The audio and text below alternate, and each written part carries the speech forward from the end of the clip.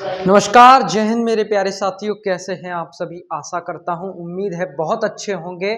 मेरे प्यारे साथियों, आज का अपना विषय बहुत ही खास रहने वाला है, क्योंकि आज मैं आप सभी को बताने वाला हूं एक ऐसा विषय जो कि आप सभी को पता होना चाहिए। मेरे प्यारे साथियों, आज हम बात करने वाले हैं साइंस के एक बहुत ही दमदार टॉपिक के बारे में मेरे प्यारे साथी, जो कि रहने वाला है कि कैपेसिटर जो होता है, जो पंखों में, मोटर में हम सेल का इस्तेमाल करते हैं, जो कैपेसिटर होता है प्यारे साथी, उसका क्या रोल होता है हमारे पंखों में, या हमारी जो मोटर होती हैं बिजली वाली, जो पानी को ऊपर से मतलब खींचने का काम करती हैं जमीन से प्यारे साथी, उनमें एक सेल टाइप का एक कैपेसिटर लगाया जाता है।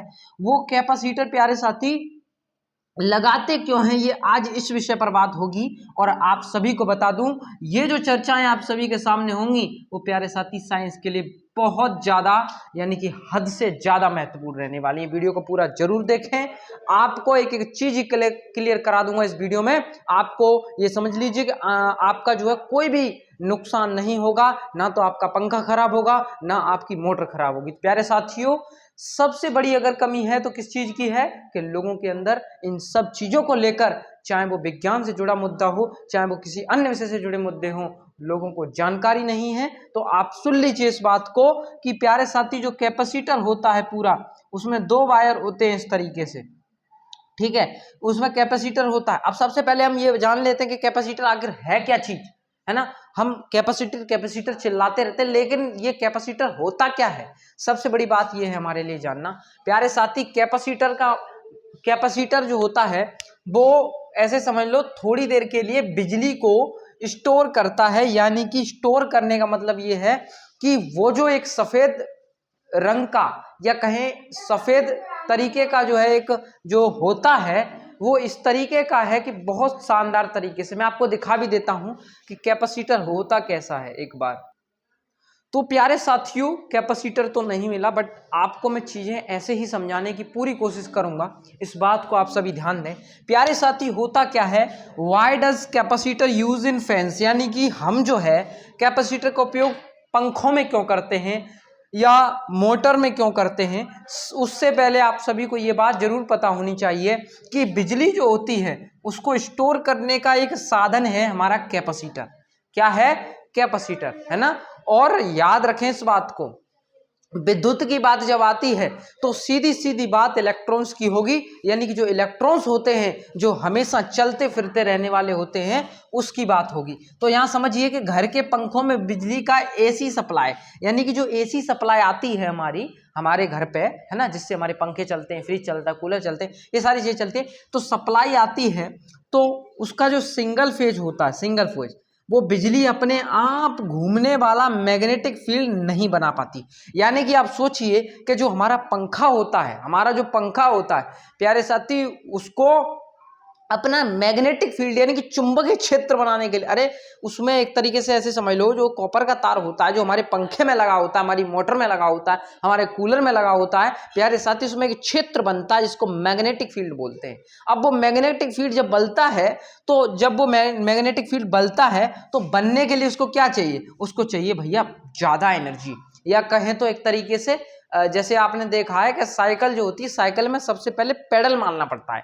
अगर साइकिल में पेडल ना मारा जाए तो आप समझ लो साइकिल चल ही नहीं सकती किसी कीमत पे। बताओ क्या चल सकती है? अगर एक बार हम ढलान पर हैं और ढलान पर मान के चलो, ढलान पर हम पहुंच गए और पहुंचने के बाद में जब पेडल मार के उसको नहीं पहुंचाएंगे तो क्या बताओ, क्या वो साइकिल चल पाएगी? तो नहीं चलेगी। इसी तरीके से यहाँ होता है प्यारे साथी कि जो मैग्नेटिक फील्ड है वो नहीं बन पाता। क्यों नहीं बन पाता? क्योंकि उसको इलेक्ट्रॉन्स जो है, मतलब एक तरीके से उसको एनर्जी पूरी नहीं मिल पा रही है जिससे वो अपना एक मैग्नेटिक फील्ड उत्पन्न कर सके, है ना। तो वो नहीं कर पाता। फिर क्या होता है, मोटर खुद से स्टार्ट नहीं हो सकती। ये बात सत्य है प्यारे साथी। आप अगर मोटर में, पंखा में अगर नहीं लगाएंगे कैपेसिटर, तो आप ये समझ लीजिए कि आपकी मोटर एक तो फूकने का डर है, और प्लस ये भी है कि आपकी मोटर पहली बार तो चलेगी ही नहीं, चले भी जाएगी तो ये समझ लो कि हाथ से घुमाओगे तब चलेगी, क्योंकि उसको मैग्नेटिक फील्ड चाहिए ना। एक मैग्नेटिक फील्ड जब तक नहीं वहां पर क्रिएट होगा, जनरेट होगा, तब तक वो चीज काम कर ही नहीं सकती है। ये बात आपको समझ लेनी चाहिए, ठीक है। ये बात समझ में आ चुकी है। अब आगे बढ़ते हैं बेटा। कैपेसिटर मेरे प्यारे साथी, कैपेसिटर खराब होने पर क्या किया जाता है समझिए ध्यान से। जैसे हमारा कूलर पंखा होता है प्यारे साथी, कैपेसिटर बहुत बार क्या होता है खराब हो जाता है। अब वो कैपेसिटर खराब हो जाता है तो प्यारे साथी पंखा खराब हो जाता है एक तरीके से, ऐसे समझ लो। अब मुझे ये बताओ, जब कैपेसिटर मेन चीज है, कैपेसिटर मेन चीज है ठीक है, तो पंखा जो है स्लो चलेगा। आप मुझे बताओ, जब कैपेसिटर ही अच्छा नहीं इस्तेमाल में करोगे तो पंखा स्लो। आपने देखा होगा घर में पंखा होता है, कैपेसिटर छोटा वाला आता है और छोटा वाला कैपेसिटर 30-40 रुपए का मार्केट से मिल जाता है।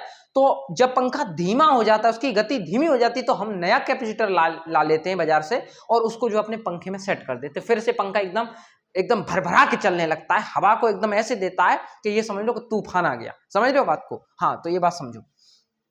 अब आवाज करेगा। अब देखो, अब आपका जब कैपेसिटर खराब हो जाएगा तो पंखा आवाज करने लगेगा, है ना, बहुत धीमी धीमी गति में चलेगा।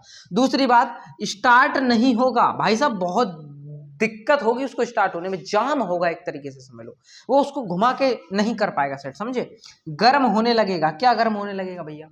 गर्म क्या होने लगेगा? गर्म क्या होने लगेगा भैया? आपका पंखा गर्म पड़ जाएगा, आपकी जो कॉपर की बाइंडिंग होगी वो गर्म पड़ जाएगी। क्यों पड़ जाएगी? क्योंकि वो जो कैपेसिटर है आपके पंखे का, उसका कैपेसिटर खराब है, और जब कैपेसिटर खराब है तो आपकी मोटर भी जाम होगी और वो चलेगी। ये बात ध्यान रखें। चाहे वो आपकी वाटर समरसेबल वाली हो या आपका पंखा हो या कूलर हो, कुछ भी हो जो आपको हवा देता है, बिन यहां तक की बात है। अब बात करते हैं, वाइब्रेशन नहीं करेगा। ध्यान से समझिए, मोटर की बात आती है तो मोटर क्या होगा? वाइब्रेशन नहीं करेगी, वाइब्रेट नहीं होगा, और यहाँ पर बाइंडिंग जो है वो जल भी सकती है। ये आपको नुकसान देखने को मिल सकता है, ये बात समझिए। ठीक है, चलिए, ये बात आप सभी ध्यान रखेंगे। ठीक है, चलिए, बात को समझते रहना है। आ जाइए, यहां पर ये वाली बात समझ में आ चुकी है। अब थोड़ा सा आगे और बढ़ जाते हैं। देखिए, इसके लाभ यानी कि इसका प्रॉफिट और लॉस क्या है, उस विषय पर भी थोड़ी सी चर्चाएं करूंगा, क्योंकि लाइट जा चुकी है, उसके लिए माफी चाहता हूं। ठीक है, ये प्रॉब्लम है तो अब फेस करनी पड़ेगी, बट मैं चीजों को समझाने की कोशिश करूंगा। यहाँ पर कैपेसिटर का पूरा काम जो है इलेक्ट्रॉन्स पर आधारित है। प्यारे साथी, एक बात ध्यान रखना, कैपेसिटर के अंदर ये समझ लो एक तरीके से इलेक्ट्रॉन्स भरे होते हैं। इलेक्ट्रॉन्स क्या करते हैं भैया? जब इलेक्ट्रॉन्स मतलब उनको बिजली हम देते हैं, बिजली से कनेक्ट जब उनको किया जाता है, तो वो जो इलेक्ट्रॉन है वो अपने अंदर एनर्जी को स्टोर कर लेते हैं। जितने की जरूरत पड़ती है उतना ले लेते हैं वहां से, वो जो कैपेसिटर होता है उसमें से ले लेते हैं। अगर मान के चलो लाइट कम आ रही है, आपने देखा होगा जब लाइट कम आ रही होती है तो क्या होता है, उस कंडीशन में पंखा बहुत अच्छा चलता है, जब कैपेसिटर अच्छा होता। ठीक है, अब पुराना कैपेसिटर वो तो खराब हो जाएगा, नए कैपेसिटर में ऐसा नहीं होता है। समझ गए ये बात? और ये बात ध्यान रखें। ठीक है, चलिए आगे बढ़ते हैं। दूसरी प्लेट, हाँ, सबसे पहले एक प्लेट जो होती है इस पर इलेक्ट्रॉन जो है जमा होने लगे। ठीक है, इलेक्ट्रॉन्स क्या हो जाते हैं? जमा हो जाते हैं, और प्लस दूसरी प्लेट पर इलेक्ट्रॉनों की कमी हो जाती है। एक प्लेट होती है, इस पर क्या हो जाते हैं? इलेक्ट्रॉन इकट्ठे हो जाते हैं। ठीक है, और दूसरी पर क्या हो जाता है? इलेक्ट्रॉन की कमी हो जाती है। दोनों प्लेटों के बीच में क्या है? इलेक्ट्रिक फील्ड बन जाता है। जब एक प्लेट पर ज्यादा हो जाएंगे, दूसरी पर कम हो जाएंगे, तो ज्यादा कम प्लस माइनस धन और ऋण बन गया, उसके बीच में एक चीज बन जाएगी जिसको इलेक्ट्रिक फील्ड कहेंगे। ठीक है, फील्ड एनर्जी स्टोर कर लेता है। अब आप मुझे ये बताओ, मैंने क्या कहा? वो जो फील्ड जनरेट हो जाता है उस कैपेसिटर में, वो इलेक्ट्रिसिटी को अपने अंदर स्टोर कर लेता है, और स्टोर करने के बाद में जब उसको जिस वक्त जरूरत होती है उसी वक्त वो उसको दे देता है। ये बात आप ध्यान रखें। ठीक है, यहां पर बात कर लेते थोड़ी सी और, उसके बाद इस मुद्दे को खत्म करेंगे। मुझे उम्मीद है, आशा है आपको ये विषय समझ में आ रहा होगा एकदम शानदार तरीके से। स्पीड को बेहतर रखता है कौन? कैपेसिटर। प्यारे साथी, अगर आपने अपने पंखे में अच्छा कैपेसिटर इस्तेमाल में लिया है, और इतना भी अच्छा इस्तेमाल में मत ले लेना कि पंखा जो है एकदम से ठुस से दिया फूक जाए। ठीक है, तो कैपेसिटर एक उसकी एक लिमिट होती है, मतलब उसका एक कैलकुलेशन होता है, उस हिसाब से पंखों में लगता है। ऐसा थोड़ी नहीं है कि आप समर का जो कैपेसिटर है वो अपने पंखे में लगा दें, पंखा फूका फूका डोलेगा आपका और आपको भी करंट लग जाएगा। तो ये समस्या देखने को मिलती है, तो आप ये गलती ना करें कभी भी कि पंखे का कैपेसिटर समर में लगा दिया, समर का पंखे में लगा दिया। ये बहुत बड़ी गलती होगी, ध्यान रखना, ये सबसे बड़ी गलती है। तो बिजली की बर्बादी कम करता है कौन? करता है कैपेसिटर। ध्यान रखना, बिजली को भी ये चीज जो है, जो कैपेसिटर जब इस्तेमाल में लेते हैं तो वो बिजली की भी जो है हमारी क्या करता है? बर्बादी कम करता है, उसको वेस्ट नहीं करता है ना, सही तरीके से इस्तेमाल में लेता है। ठीक है, अब मोटर लाइफ भी बढ़ा देता है, यानी कि अगर आप अच्छे कैपेसिटर का इस्तेमाल करेंगे तो आप ये समझ लीजिए कि लाइट अगर तेज आएगी तब भी वो आपका जो इलेक्ट्रॉन मतलब उसमें इलेक्ट्रॉन जो भरे हैं उसमें जो कैपेसिटर है तो वो उसको कंट्रोल कर लेंगे, आपके पंखे को फूकने नहीं देंगे। ये बात ध्यान रखें आप सभी, ठीक है। हाँ जी, ये होती है खासियत। गलत वैल्यू लगाने से जो है आपका नुकसान हो सकता है कि आप मान के चलो कोई गलत वैल्यू वाला कैपेसिटर लगा दिया तो आपका नुकसान बहुत बड़ा होगा। मुझे आशा है, उम्मीद है आपको ये टॉपिक समझ में आ चुका होगा। इसी के साथ आप सभी का बहुत बहुत धन्यवाद देना चाहूंगा कि आपने जो है बहुत ये समझ लीजिए कि सब्सक्राइबर बहुत अच्छे लेवल तक पहुंच गए हैं। आपसे एक रिक्वेस्ट और करता हूं कि चैनल को सब्सक्राइब जरूर कर लें, वीडियो को शेयर करें ज़्यादा से ज़्यादा, और विशेष ब्रो स्टडी को अभी सब्सक्राइब कर लें। इसी के साथ मैं विशेष आप सभी का बहुत बहुत धन्यवाद। मिलते एक और नए टॉपिक के साथ में, तब तक के लिए जय हिंद और जय भारत साथी।